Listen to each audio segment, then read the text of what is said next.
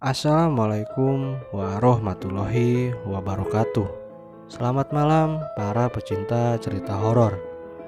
Kali ini Story 7 masih akan membacakan cerita horor dari akun Facebook Dayura Dali Dayulia yang berjudul Celaka Benang Merah Gunung Ciremai Part 5. Untuk link akunnya ada di deskripsi.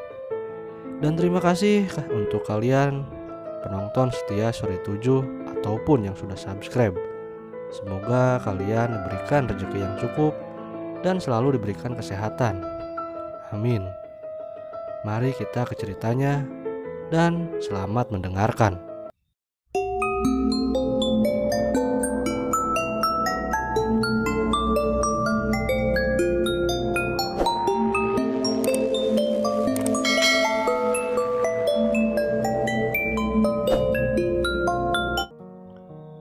Entah hanya kebetulan atau hanya perasaanku saja, suasana menjadi senyap. Semilir angin yang tadi terasa kini hilang. Daun-daun bergemerisik mendadak tenang. Benar-benar senyap. Seperti kami beralih ke ruangan yang kedap suara.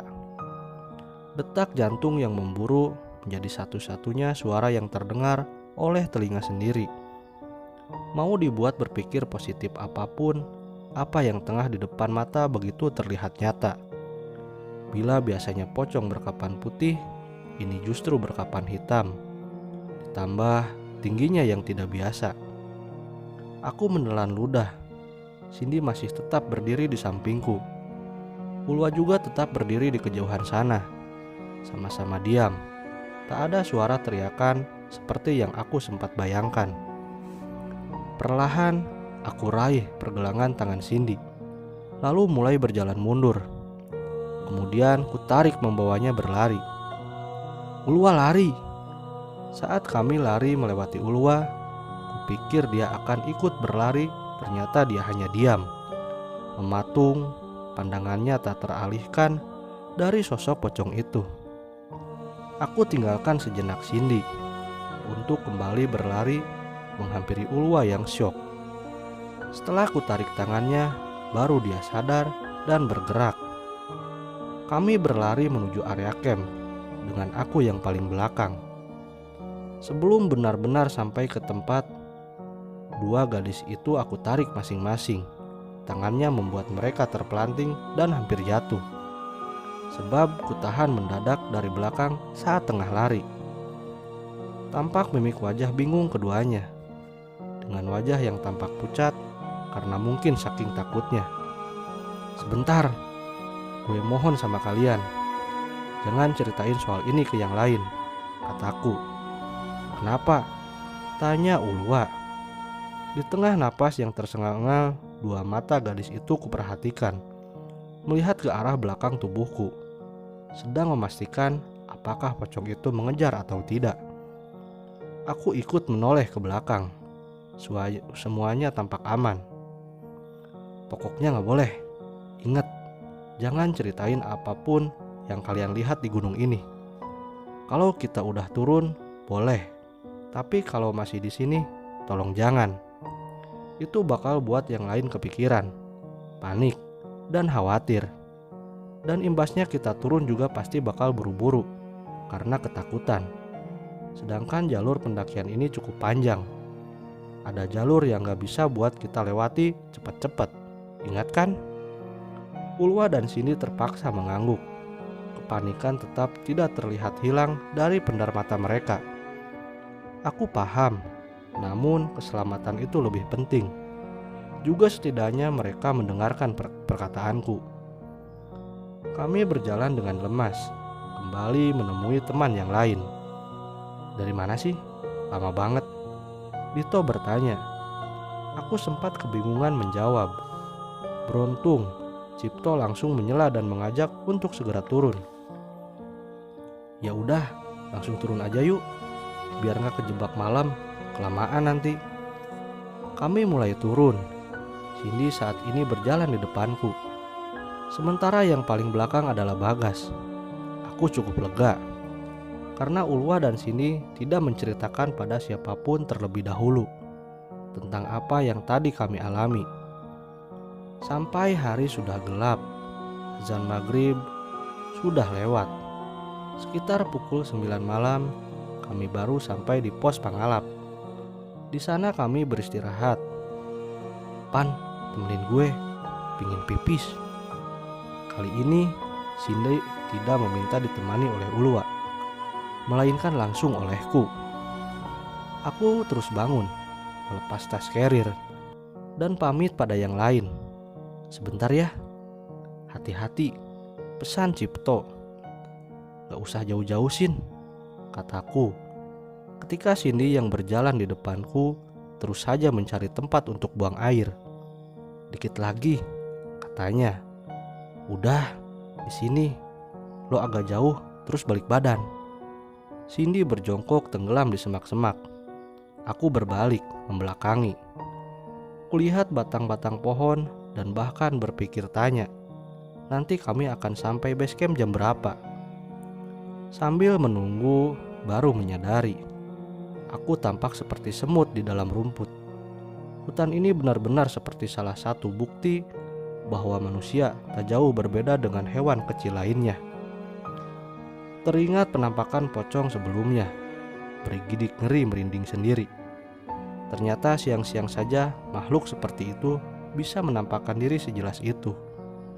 Aku terdiam, langsung kembali berbalik dan menyorot senter ke arah semak yang tadi sempat Cindy hilang dari pandangan karena berjongkok. Begitu ku sadar Cindy cukup lama, akhirnya aku memanggil. Cindy, udah belum? Lama banget. Ayo yang lain nungguin. Tak ada jawaban. Aku penasaran dan melangkah pelan ke tempatnya tadi.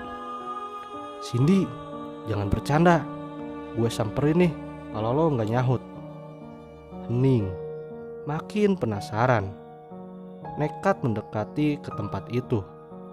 Kusorot cahaya headlamp dan set senter ke arah sana. Panik. Cindy tidak ada. Cindy, lo di mana? Aku sorot acak cahaya ke sekitar.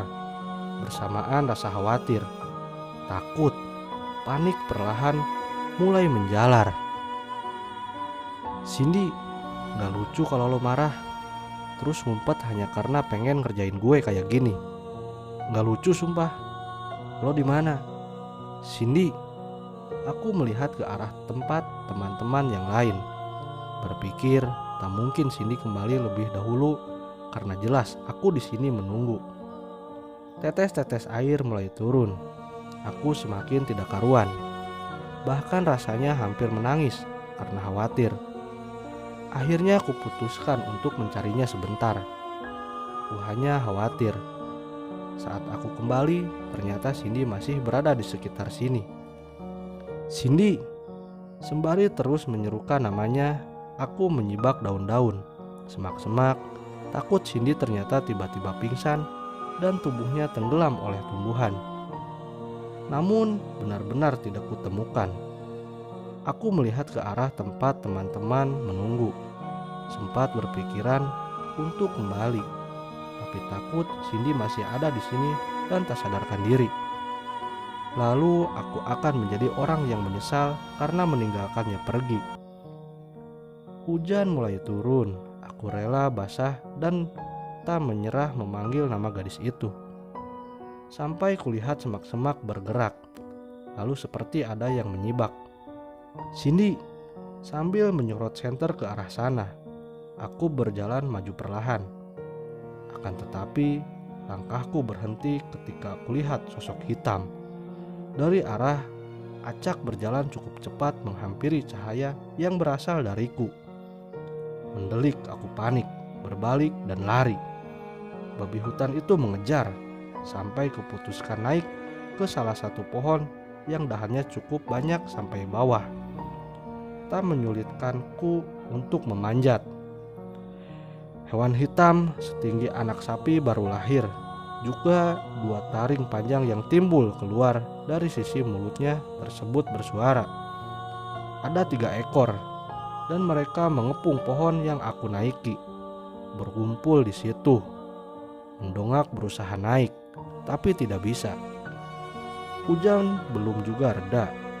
Aku mulai kedinginan di atas sini. Tak menyerah, aku kembali menyorotkan cahaya ke arah acak. Masih mencari keberadaan Cindy karena khawatir. Di bawah sana pun 3 ekor babi masih belum beralih untuk mencari mangsa lain.